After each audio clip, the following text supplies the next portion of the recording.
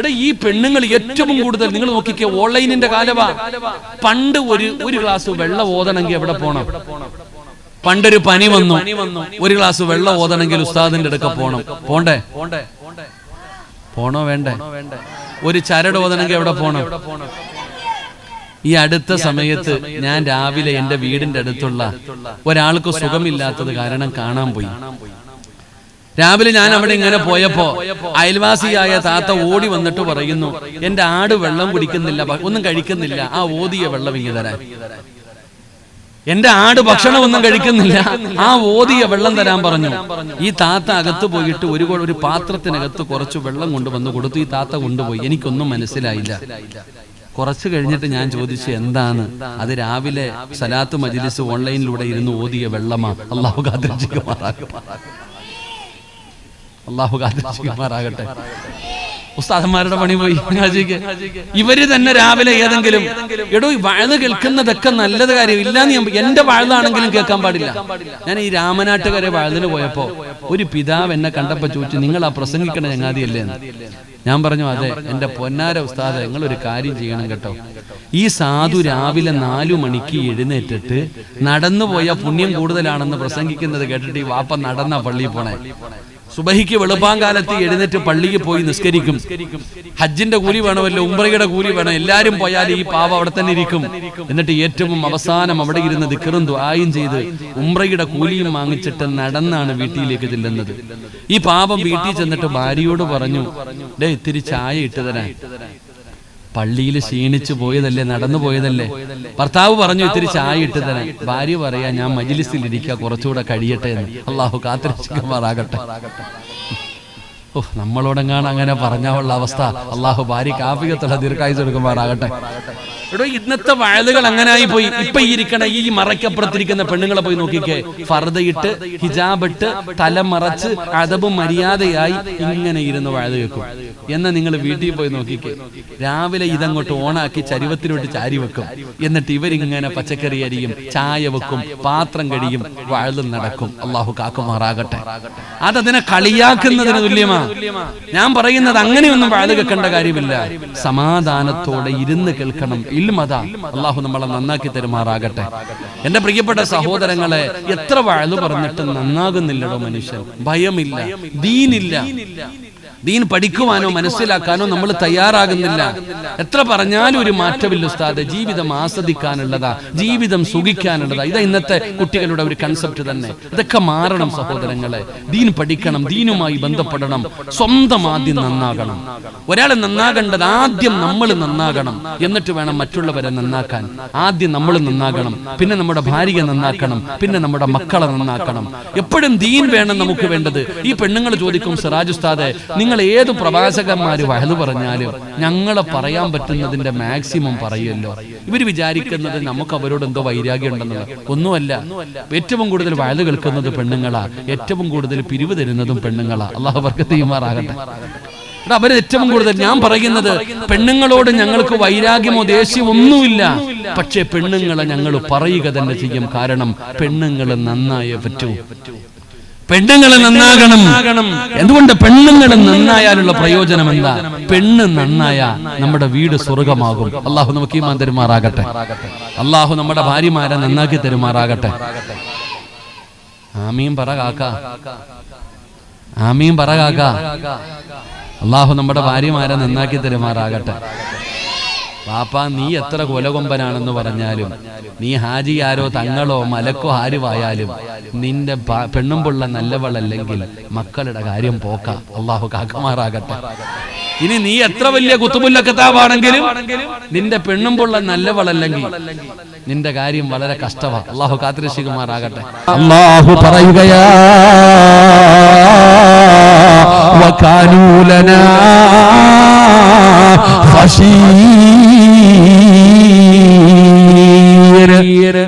وكانوا لنا خاشعين. അവർ അവർക്ക് അല്ലാഹുവിനെ വല്ലാത്ത പേടിയാണ്, അവർക്ക് അല്ലാഹുവിനെ വല്ലാത്ത ഭയമാണ്.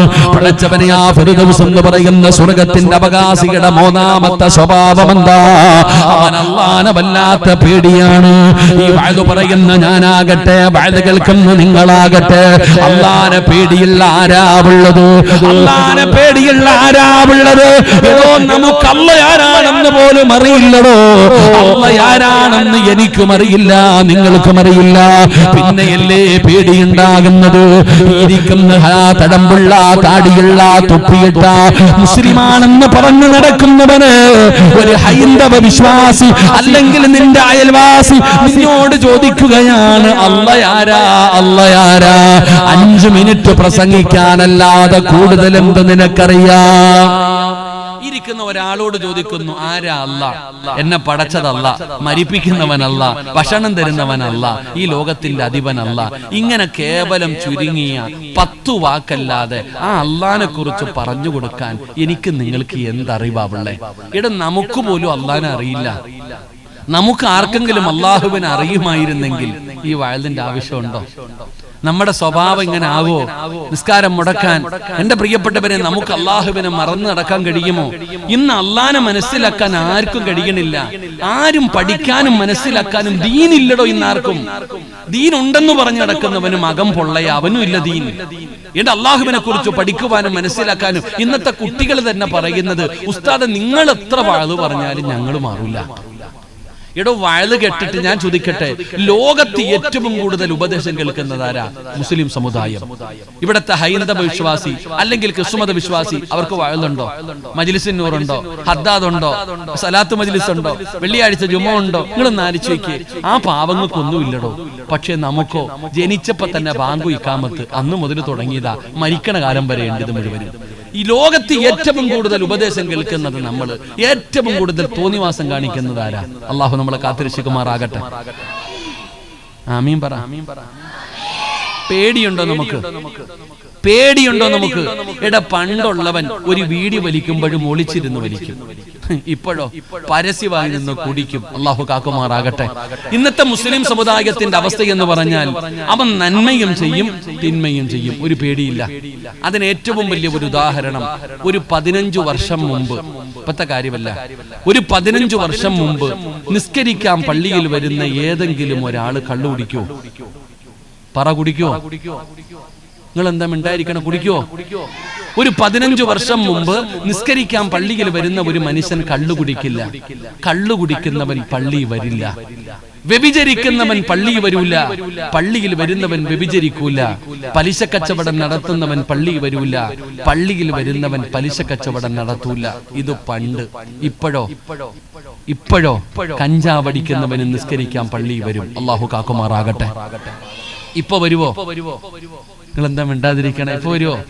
കള്ളു കുടിക്കുന്നവൻ പള്ളി വരും, കഞ്ചാവടിക്കുന്നവൻ പള്ളി വരും. എടോ പണ്ട് പള്ളിയിൽ വരുന്നവൻ കള്ളു കുടിക്കില്ല, ഇന്ന് കള്ളുകുടിയുണ്ട്, പള്ളിയിലും വരും. എടാ പണ്ട് പെണ്ണ് പിടിക്കുന്നവൻ പള്ളി കയറൂല, ഇപ്പൊ പെണ്ണ് പിടിക്കുന്നവൻ കമ്മിറ്റി ഓഫീസിൽ കയറിയിരിക്കും പള്ളി പരിപാലിക്കാൻ. അള്ളാഹു കാക്കുമാറാകട്ടെ. ഞാൻ ഇവിടത്തെ ഉദ്ദേശം പറഞ്ഞതല്ല കേട്ടാ, ഞാൻ അങ്ങനെയൊന്നും കരുതല്ല. ഇവിടുത്തെ ആരാന്ന് പോലും എനിക്ക് അറിയില്ല. അള്ളാഹു ഈമാൻ നൽകുമാറാകട്ടെ. ഇവിടെ നമ്മൾ ആലോചിക്കേണ്ട അവസ്ഥ ഏതാ? ഇവിടെ ഇന്ന് പലിശ കച്ചവടക്കാരനാണ് ഒന്നാമത്തെ സഫിലിരിക്കുന്നവൻ. ഇന്ന് നോക്കിയ വെള്ളിയാഴ്ച പള്ളിയിലെ ഖത്തീബിന് പ്രസംഗിക്കാൻ ധൈര്യമുണ്ടോ? പള്ളിയിലെ ഉസ്താദ് കള്ളുകുടിയെ കുറിച്ച് പ്രസംഗിച്ച, പലിശയെ കുറിച്ച് പ്രസംഗിച്ച, വ്യഭിചാരത്തെ കുറിച്ച് പ്രസംഗിച്ച, പള്ളിയുടെ മൂല ഇരുന്നിട്ട് പറയും ഇന്ന് നമുക്ക് ഇട്ടാളിയാ താങ്ങുന്നേന്ന്. കാരണം എല്ലാം പള്ളിക്കകത്തുണ്ട്, എല്ലാരും ഉണ്ട്. കള്ളുകുടിയനുണ്ട്, വ്യഭിചാരിയുണ്ട്, പലിശക്കാരനുണ്ട്, എല്ലാം ഉണ്ട്. ഇന്ന് നമുക്ക് ഇട്ടാളിയാ. അള്ളാഹു കാത്തിരക്ഷിക്കുമാറാകട്ടെ. ഇതാണോ നമ്മുടെ അവസ്ഥ? ഇതാണ് നമ്മുടെ അവസ്ഥ. ഉസ്താദ് ഞങ്ങൾക്ക് ഈ ജീവിതം ആസ്വദിക്കാൻ നിങ്ങൾ എടാ വഅദ് പറഞ്ഞിട്ട് കേട്ടിട്ട് സുബ്ഹാനല്ലാഹ്, വഅദെന്ന് പറഞ്ഞാൽ എന്തെന്നറിയോ?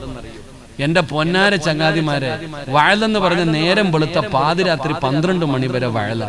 എടാ എന്റെ അടുത്ത് തന്നെ പലരും പറയും ഉസ്താദെ നിങ്ങളുടെ വഅദ് കേട്ടിട്ടാ ഞാൻ ഉറങ്ങുന്നെന്ന്. സത്യം പറഞ്ഞാൽ അത് പറയുമ്പോ എന്റെ നെഞ്ചത്താ കുത്തണേ.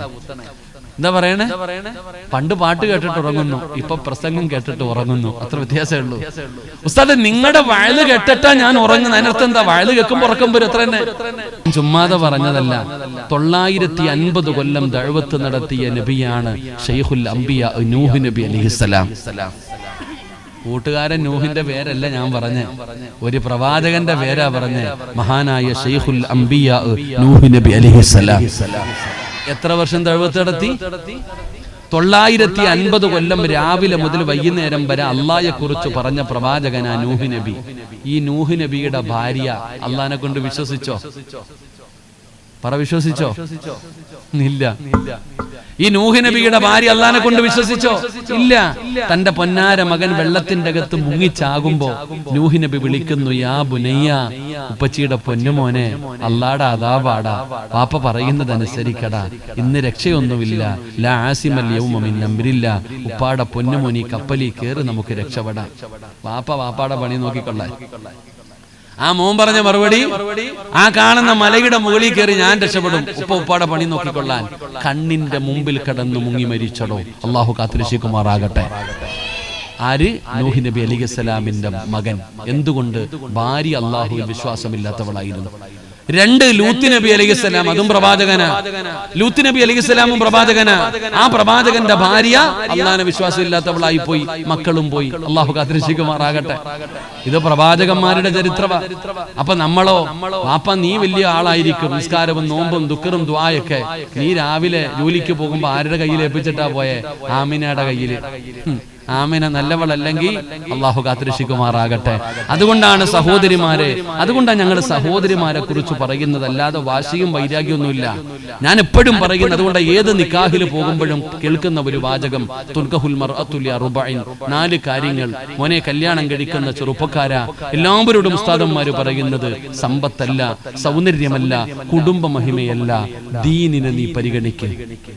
4 കാര്യം എണ്ണി പറയും. എന്നിട്ട് അവസാനം പറയുന്നത്, സമ്പത്തിനും സൗന്ദര്യത്തിനും കുടുംബ മഹിമയ്ക്കുമല്ല നീ സ്ഥാനം കൊടുക്കേണ്ടത്, കെട്ടുന്ന പെണ്ണിന് ദീനുണ്ടോ എന്ന് നോക്കണം. അല്ലാഹു ഈമാൻ തരുമാറാകട്ടെ. അല്ലാഹു ഈമാൻ തരുമാറാകട്ടെ. എന്റെ പ്രിയപ്പെട്ടവരെ, എന്തുകൊണ്ടാണ് ദീനിനെ പരിഗണിക്കാൻ പറയുന്നത്? എടോ, ദീനുള്ള പെണ്ണിനെ വേണം വിവാഹം കഴിക്കേണ്ടത്. ദീനുള്ളിടത്താണ് വിവാഹം കഴിക്കേണ്ടത്. ദീനിനാണ് പരിഗണന കൊടുക്കേണ്ടത്. സൗന്ദര്യമല്ല, സമ്പത്തല്ല, കുടുംബ മഹിമയല്ല, ഹൃദയത്തിനകത്ത് അല്ലാഹുണ്ടോ എന്ന് നോക്കണേ ചെറുപ്പക്കാരാ. ഒരു ഉദാഹരണം പറയട്ടെ. മഹാനായ സയ്യിദുനാ ഉമർ ഇബ്നുൽ ഖത്താബ്, ഉമർ തങ്ങളെ രാജ്യം ഭരിക്കുമ്പോ ഉമർ തങ്ങളെ രാത്രിയിൽ ഇറങ്ങി നടക്കാറുണ്ട്. ഖലീഫയായ ഉമർ ഇബ്നുൽ ഖത്താബ് റളിയല്ലാഹു തആല രാജ്യം ഭരിക്കുമ്പോ രാത്രി ജനങ്ങളുടെ പ്രയാസങ്ങളെ കുറിച്ച് അറിയുന്നതിന് വേണ്ടി ഇറങ്ങി നടക്കും. ഒരിക്കൽ ഇങ്ങനെ നടന്നു പോകുമ്പോ ഒരു വീടിനകത്ത് വഴക്ക് നടക്കുന്നു. ഉമ്മയും മകളും കൂടെ വഴക്ക് കൂടുന്നു. ഒളിഞ്ഞു നോക്കിയതൊന്നുമല്ല, നടന്നു പോകുന്ന വഴിയിൽ ബഹളം കേട്ടപ്പോ ഉമർ തങ്ങളൊന്ന് നിന്നു, എന്താ പ്രശ്നമെന്നറിയാൻ. അപ്പൊ ഉമ്മ മകളോട് പറയുന്നു, പാലിൽ വെള്ളം കലർത്തടി. പാലിനകത്ത് വെള്ളം ഒഴിക്കാൻ ഉമ്മ പറയാ. അപ്പൊ ഈ മകള് പറഞ്ഞു, ഞാൻ ചെയ്യൂല, ഇത് പാപവാ, ഇത് ചതിയാ, ഞാൻ ചെയ്യൂല. ഉമ്മ പറഞ്ഞു, നിന്നോട് ഞാനാ പറയണ, പാലിൽ വെള്ളം കലർത്തിക്കോ മര്യാദയ്ക്ക്. അപ്പൊ ഈ മകൾ ഉമ്മച്ചിയോട് പറയുന്നു, ഉമ്മ, ഉമറാണ് രാജ്യം ഭരിക്കുന്നത്, ഖലീഫ ഉമറങ്ങാനും ഈ പാലിൽ വെള്ളം ഒഴിക്കുന്നത് അറിഞ്ഞ നമ്മളെ 2 എണ്ണത്തിനെയും വെറുതെ വിടൂല. അപ്പൊ ഈ ഉമ്മ മകളോട് പറയാ, ഉമർ എങ്ങനെ കാണാനാ, വീട്ടിൽ കിടന്ന് ഉറങ്ങാ ചങ്ങാതി. ഉമർ വീടിനകത്ത് കിടന്ന് ഉറങ്ങാ. ഖലീഫ ഉമർ ഇപ്പൊ നീ വെള്ളം ഒഴിക്കാൻ കാണാൻ പറയാ, ഓം വീടിനകത്ത് കിടന്ന് ഉറങ്ങാ, ഒടിക്കടി വെള്ളം. ഉമ്മ മകളോട് നിർബന്ധിക്കുമ്പോ ആ പൊന്നു മകൾ ഉമ്മച്ചിയോട് പറഞ്ഞു കൊടുക്കുന്നു, ഉമ്മ, ഉമർ കാണുന്നില്ലായിരിക്കും, ഖലീഫ ഉമർ ഉറങ്ങുകയായിരിക്കും, പക്ഷെ അല്ലാഹ് ഉറങ്ങുന്നില്ല ഉമ്മ, പടച്ച റബ്ബ് കണ്ടുകൊണ്ടിരിക്കുക, ഞാൻ ചെയ്യൂല. ഉമ്മ, അല്ല കാണുന്നുണ്ട് ഉമ്മ, ഞാൻ ഒഴിക്കില്ല ഉമ്മ. പടച്ചവന് ഉമർ തങ്ങളുടെ കണ്ണ് നിറയാൻ തുടങ്ങി. ഉമർ തങ്ങൾ ആ വീടൊരു അടയാളം വെച്ചു വീട്ടിലേക്ക് പോയി. സുബഹി നമസ്കാരം കഴിഞ്ഞു. ഒരാളോട് പറഞ്ഞു ആ പെണ്ണിനെ കുറിച്ച് അന്വേഷിക്കാൻ. അങ്ങനെ ആ വീട്ടിലേക്ക് ഒരാൾ വന്നു. പടച്ചവനെ, ആ പെൺകുട്ടി യതീമാണ്, വാപ്പയില്ല. ഉമ്മയാണെങ്കിൽ അള്ളാഹുവിനെ പേടിയുള്ള ഉമ്മയാ, അവര് പാപങ്ങളാ. ഈ ഉമ്മ എന്തുകൊണ്ടാണ് പാലിൽ വെള്ളം കലർത്താൻ പറഞ്ഞത്? ഒരൊട്ടകമുണ്ട്, ആ ഒട്ടകത്തിന്റെ പാല് കൊണ്ടാണ് ഈ കുടുംബം ജീവിക്കുന്നത് തന്നെ. ഒരാഴ്ചയായിട്ട് ഒട്ടകത്തിന്റെ പാലില്ലാത്തത് കാരണം ആ വീട് മുഴുവനും പട്ടിണിയിലാടോ. അങ്ങനെ ഇരുന്നപ്പോഴാ ഒരു ദിവസം ഇത്തിരി പാല് കിട്ടി. ഉമ്മ പറഞ്ഞു, മോളെ, ഒരാഴ്ചയായി വല്ലതും കഴിച്ചിട്ട് ഈ പാലിൽ ഇത്തിരി വെള്ളം ഒഴിച്ചു കൊടുത്താ തിന്നാൻ വല്ലതും കിട്ടുമല്ലോ, നീ ഒഴിക്ക്. വിശപ്പ് സഹിക്കാൻ പറ്റാതെ ഉമ്മ പറഞ്ഞതാ. മെഗസിറ്റാരന്റെ പോയാ മോനെ, വിശപ്പ് സഹിക്കാൻ കഴിയാതെ ഉമ്മ പറഞ്ഞതാ, ഇത്തിരി വെള്ളം ഒഴിച്ചു കൊടുക്ക്, എന്തെങ്കിലും തിന്നാൻ കിട്ടും. അപ്പോഴാണ് ആ മോള് പറയുന്നത്, അല്ലാഹ് കാണുന്നുണ്ടെന്ന്. നിങ്ങൾക്കറിയോ ചരിത്രം? മഹാനായ സയ്യിദുന ഉമർ ഇബ്നുൽ ഖത്താബ് റളിയല്ലാഹു തആല അൻഹു നേരെ വീട്ടിലേക്ക് ചെന്നു. ഒരു രാജ്യത്തിന്റെ പ്രധാനമന്ത്രിയാ. വീട്ടിൽ ചെന്നിട്ട് 2 ആമക്കളെയും വിളിച്ചു. ആൺകുട്ടികളെ വിളിച്ചിട്ട് പറഞ്ഞു, മക്കളെ, സൗന്ദര്യമില്ല, സമ്പത്തില്ല, വലിയ തറവാടൊന്നുമില്ല, ഒരു യതീമായ മോളുണ്ട്. അല്ലാണ്ടടാ അവളുടെ ഹൃദയത്തിൽ. പടച്ചവനെ പേടിച്ച് ജീവിക്കുന്ന ഒരു പെണ്ണ. എനിക്ക് വിവാഹം കഴിക്കണമെന്ന് ആഗ്രഹമുണ്ട്, പക്ഷെ പ്രായമായത് കാരണം പറ്റൂല. മക്കളെ, നിങ്ങൾ ആരെങ്കിലും കല്യാണം കഴിക്കോ?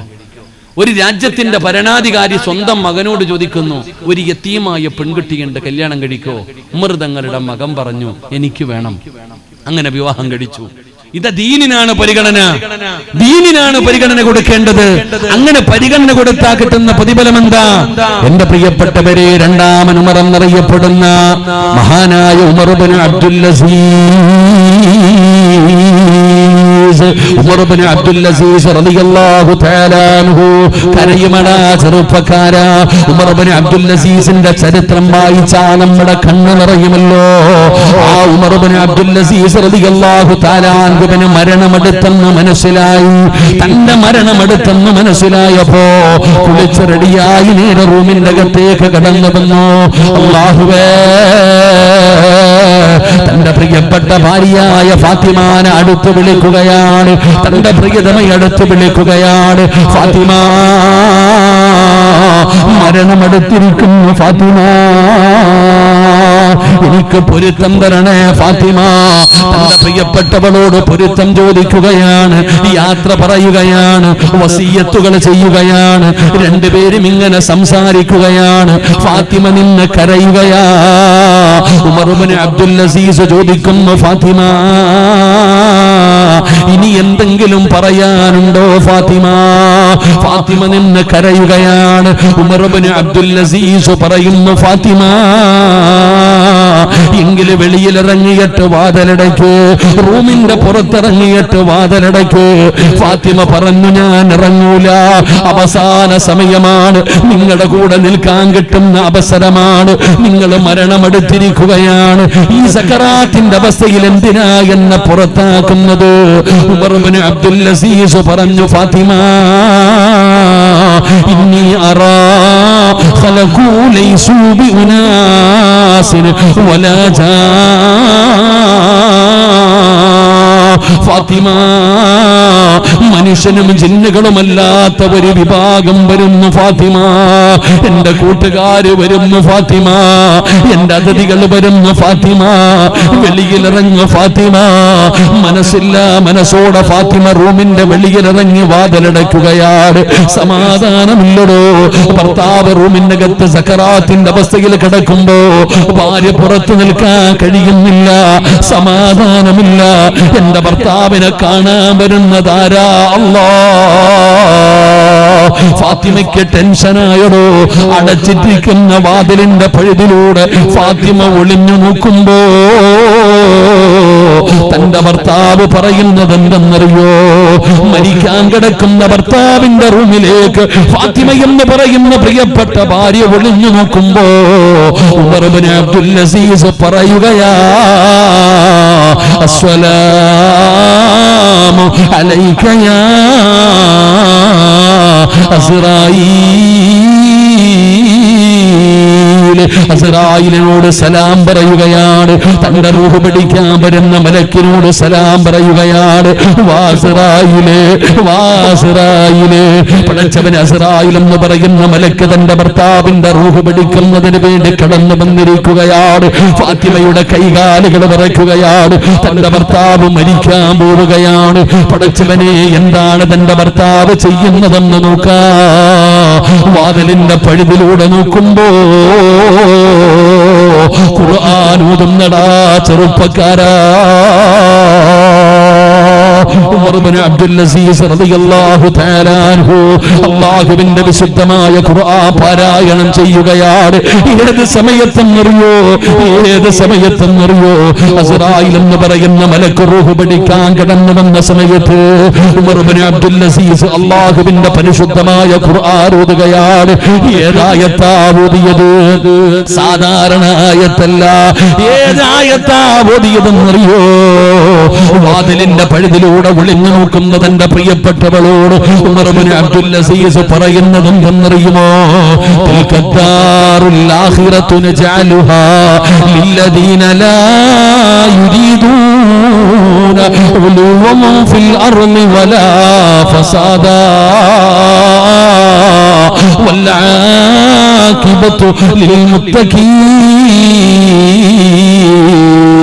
വാതിലിന്റെ പഴുതിലൂടെ ഒളിഞ്ഞു നോക്കുന്ന പ്രിയതമയോട് പറയുകയാ, തിൽകദ്ദാറുൽ ആഖിറതു നജഅലുഹാ ലില്ലദീന ലാ യുരീദൂന ഉലുവൻ ഫിൽ അർളി വലാ ഫസാദാ.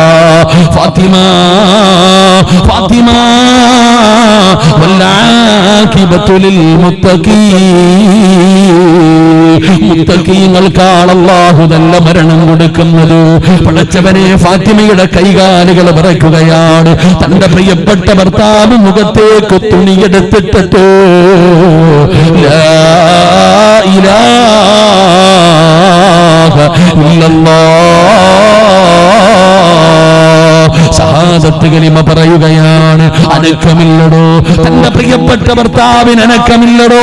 ഫാത്തിമ ഓടുകയാണ്. വാതിൽ തുറന്ന് പ്രിയപ്പെട്ട ഭർത്താവിന്റെ ചാരത്തേക്ക് ഓടിച്ചെല്ലുമ്പോ റൂം മുഴുവനും സുഗന്ധമാണ്. ജീവിതത്തിൽ ഒരിക്കലും അനുഭവിക്കാത്ത സുഗന്ധമാണ് വീടിന്റെ റൂമിനകത്ത്. ഭർത്താവിന്റെ മുഖത്തിരിക്കുന്ന തുണിയെന്ന് മാറ്റുമ്പോ എന്തൊരു പ്രകാശമെന്നറിയോ, എന്തൊരു പുഞ്ചിരി എന്നറിയോ. പടച്ചവനെ, തന്റെ പ്രിയപ്പെട്ട ഭർത്താവ് ലോകത്തോട് വിട പറഞ്ഞിരിക്കുകയാണ്. നാട്ടുകാര് മുഴുവനും ഓടി വരികയാണ്. എല്ലാവരും പറയുന്നു, എന്തു മരണമല്ല, എന്തു മരണമല്ല. അല്ലാഹുവേ, ഉമർ ഇബ്നു അബ്ദുൽ അസീസ് റളിയല്ലാഹു തആല അൻഹുവിന്റെ ജനാസ കുളിപ്പിച്ചു.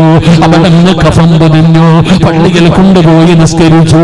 ആരുടെ മണ്ണിനകത്തേക്ക് ഇറക്കി വെച്ച മിൻഹാ ഖലഖനാകും വഫീഹാ നുഈദുകും വമിൻഹാ നുഖ്രിജുകും താറത്തൻ ഉഖ്റാ. എല്ലാവരും പിടിമണ്ണ് വാരിയിടുകയാണ്. അവസാനം മയ്യത്ത് ഖബറടക്കി കഴിഞ്ഞപ്പോ ഒരാളും മടങ്ങി പോകുന്നില്ല, ഒരാളും മടങ്ങി പോകുന്നില്ല. എല്ലാവരും പള്ളിയുടെ പരിസരത്ത് നിൽക്കുകയാണ്. എന്തുകൊണ്ടാണ് അവർ നിൽക്കുന്നതെന്നറിയോ? അവര് ചർച്ച ചെയ്യുകയാണ്. അസ്റായിലിനോട് സലാം പറഞ്ഞു, ഖുർആനിലായത്തോതി. എന്തൊരു സുഗന്ധമായിരുന്നു മടപടച്ചവര്, എന്തൊരു സുഗന്ധമായിരുന്നു തമ്പുരാന്, എന്തൊരു മരണമാണ് തമ്പുരാന്. ഖബറടക്കാമെന്നവര് മുഴുവനും പറയുകയാണ്. അങ്ങനെ ഒരു നാട് മുഴുവനും ഒരു തീരുമാനമെടുക്കുകയാ. ഉമർ ഇബ്നു അബ്ദുൽ അസീസിന്റെ വീട്ടിലേക്ക്, മയ്യത്ത് കൊണ്ടുവന്ന വീട്ടിലേക്ക് ജനങ്ങൾ മുഴുവനും കടന്നു ചെല്ലുകയാണ്. ആ വീടിന്റെ മുറ്റത്ത് ചെന്നിട്ട് വിളിക്കുന്നു, ഫാത്തിമ, നീ സങ്കടത്തിലാണെന്നറിയാ, നീ വല്ലാത്ത വേദനയിലാണെന്നറിയാ, ഭർത്താവ് മരിച്ചതിന്റെ പ്രയാസത്തിലാണെന്നറിയാ, നീ ധൈര്യക്കുകയാണെന്നറിയാ. ഫാത്തിമ, ഈ നാട് മുഴുവനും വീടിന്റെ മുറ്റത്ത് വന്ന് നിൽക്കുന്നത് നിന്നെ വേദനിപ്പിക്കാനല്ല, നിങ്ങളെ സങ്കടപ്പെടുത്താനല്ല. ഞങ്ങളെല്ലാവരും വന്നതെന്തിനെന്നറിയുമോ? ഞങ്ങളെല്ലാരും വന്നതെന്തിനെന്നറിയോ? ഒരേ ഒരു കാര്യം ചോദിക്കാനാ ഫാത്തിമ, ഒരേ ഒരു കാര്യം ചോദിക്കാനാ ഫാത്തിമ. ഞങ്ങൾക്ക് ഒരേ ഒരു കാര്യം അറിയണം ഫാത്തിമ. നിന്റെ ഭർത്താവ് മരിച്ചത് അസ്റായിലിനോട് സലാം പറഞ്ഞിട്ടാണ്. വല്ലാഖിബത്തു ലിൽ മുത്തഖീൻ. നിന്നോട് പറഞ്ഞത് അല്ലാഹു, അല്ലാഹുവിനെ ഭയന്ന് ജീവിക്കുന്നവർക്കാണ് അല്ലാഹു നല്ല മരണം കൊടുക്കുന്നത്. നിന്റെ ഭർത്താവ് ഷഹാദത്ത് കലിമ പറഞ്ഞു ഫാത്തിമ. എന്തൊരു പ്രകാശമായിരുന്നു, എന്തൊരു സുഗന്ധമായിരുന്നു. നിന്റെ മയ്യത്ത് കുളിപ്പിച്ചവരും പൊതിഞ്ഞവരും ചുമന്നവരും ഖബറടക്കിയവരും എല്ലാവരും പറയുന്നു, നിന്റെ ഭർത്താവിന്റെ ശരീരത്തിന് വല്ലാത്ത സുഗന്ധമായിരുന്നെന്ന്. ഫാത്തിമ, ഞങ്ങളും മരിക്കേണ്ടവരാ ഫാത്തിമ, ഞങ്ങൾക്കും ഒരു നല്ല മരണം വേണം ഫാത്തിമ, ഞങ്ങൾക്കും ഒരു നല്ല മരണം വേണം ഫാത്തിമ. അതുകൊണ്ട് നിന്റെ ഭർത്താവ് ചെയ്ത നന്മയൊന്ന് പറഞ്ഞു തരുമോ? നിന്റെ ഭർത്താവിന് അല്ലാഹു നല്ല ഒരു മരണം കൊടുക്കാ. കാരണം എന്താണെന്നൊന്ന് പറഞ്ഞു തരുമോ? ഒരു നാട് മുഴുവനും വീടിന്റെ മുറ്റത്ത് വന്ന് ചോദിക്കുമ്പോ ഉമർ ഇബ്നു അബ്ദുൽ അസീസ് തങ്ങളുടെ പ്രിയപ്പെട്ട ഭാര്യയായ ഫാത്തിമ പറയുകയാ, മകാന ഉമർ ഇബ്നു അബ്ദുൽ അസീസ് അക്സറിൽ ലിന്നാസ് സ്വലാത്തൻ വലാ സിയാമാ. ഉമർ ഇബ്നു അബ്ദുൽ അസീസ് ജനങ്ങളിൽ ഏറ്റവും കൂടുതൽ നിസ്കരിക്കുന്ന മനുഷ്യനായിരുന്നു, ഏറ്റവും കൂടുതൽ നോമ്പ് പിടിച്ച മനുഷ്യനായിരുന്നു, ഏറ്റവും കൂടുതൽ നന്മ ചെയ്ത മനുഷ്യനായിരുന്നു. എന്നൊന്നും ഞാൻ പറയൂല, എന്നൊന്നും ഞാൻ പറയൂല. എന്റെ ഭർത്താവിന് അല്ലാഹു നല്ല ഒരു മരണം കൊടുക്കാ ഒരേ ഒരു കാരണമേ ഉള്ളൂ, ഒരേ ഒരു കാരണമേ ഉള്ളൂ. ലാകിൻ വല്ലാഹി മാ റഅയ്തു അഹദൻ അഖ്വഫ ലില്ലാഹ്. ഈ ലോകത്തിന്റെ അധിപനായ പടച്ച റബ്ബിനെ കൊണ്ട് തന്നെയാണ് സത്യം. മാ റഅയ്തു അഹദൻ അഖ്വഫ ലില്ലാഹ്. എന്റെ ഭർത്താവിനെ പോലെ അല്ലാഹനെ പേടിയുള്ള ഒരാള് എന്റെ ജീവിതത്തിൽ ഇന്ന് വരെ ഞാൻ കണ്ടിട്ടില്ല. എന്റെ ഭർത്താവിനെ പോലെ അല്ലാഹനെ പേടിച്ച് നടന്ന ഒരു മനുഷ്യര് ഞാൻ എന്റെ ജീവിതത്തിൽ കണ്ടിട്ടില്ല. എന്റെ ഭർത്താവിന് അല്ലാഹുവിനെ വല്ലാത്ത പേടിയായിരുന്നു. മഹ്ദി തന്നെ പറയുകയാ, ഒരിക്കൽ ഭാര്യയും ഭർത്താവും കൂടെ കിടപ്പറയിൽ സംസാരിച്ചു കൊണ്ടിരിക്കുമ്പോ അല്ലാഹുവേ റുബമാ യദ്കുറുല്ലാഹ ഫിൽ ലൈൽ യദ്കുറുല്ലാഹ സുമ്മ യബ്കീ ഹത്താ യുസ്ബിഹാ. രണ്ടുപേരും സംസാരിച്ചു കൊണ്ടിരിക്കുന്നതിന്റെ ഇടയിൽ ഫാത്തിമയുടെ നാവിൽ നിന്ന് വീണു അല്ലാഹുടെ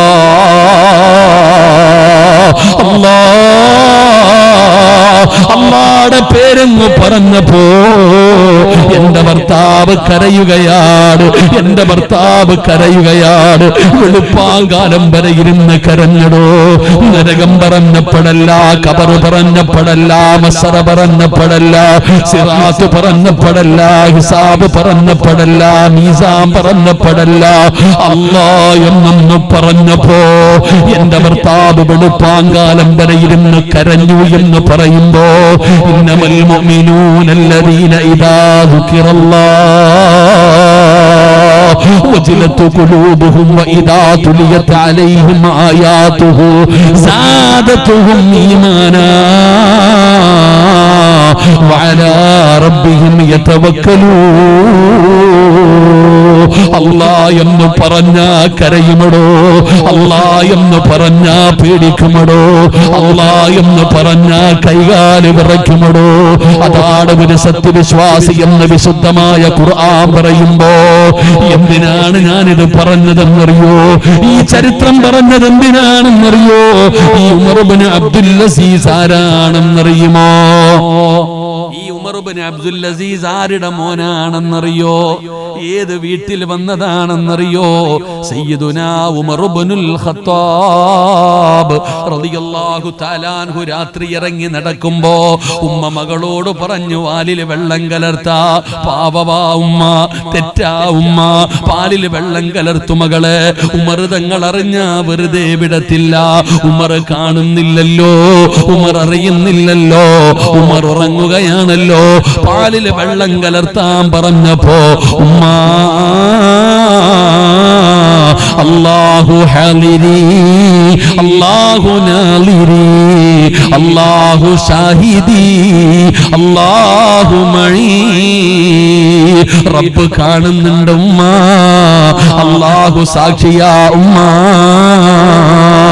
എന്ന് പറഞ്ഞ ആ പെണ്ണുണ്ടല്ലോ, ആ പെണ്ണിന്റെ കുടുംബത്തിൽ ജനിച്ച മഹാനായ ഉമർ ഇബ്നു അബ്ദുൽ അസീസ്. ഇതുകൊണ്ടാ മക്കളെ പറയുന്നത് ദീനുള്ളതിനെ കെട്ടാൻ. അതുകൊണ്ട് എന്റെ പ്രിയപ്പെട്ടവരോട് പറയുകയാണ്, അല്ലാഹുവിന്റെ അനുഗ്രഹങ്ങൾ കൊണ്ട് നിറച്ച സ്വർഗത്തിലെ ഏറ്റവും ഉയർന്ന പദവിയായ ഫിർദൗസ് വേണോ? അല്ലാഹു പറയുകയാ, ഇന്നഹും കാനൂ യുസാരിഊന ഫിൽ ഖൈറാത്ത് വയദ്ഊനനാ റഗബൻ വറഹബാ വകാനൂ ലനാ ഖശീൻ. അല്ലാഹുവേ, നിന്നെ ഭയന്ന് ജീവിക്കാൻ നീ ഭാഗ്യം തരണേ അല്ലാഹ്.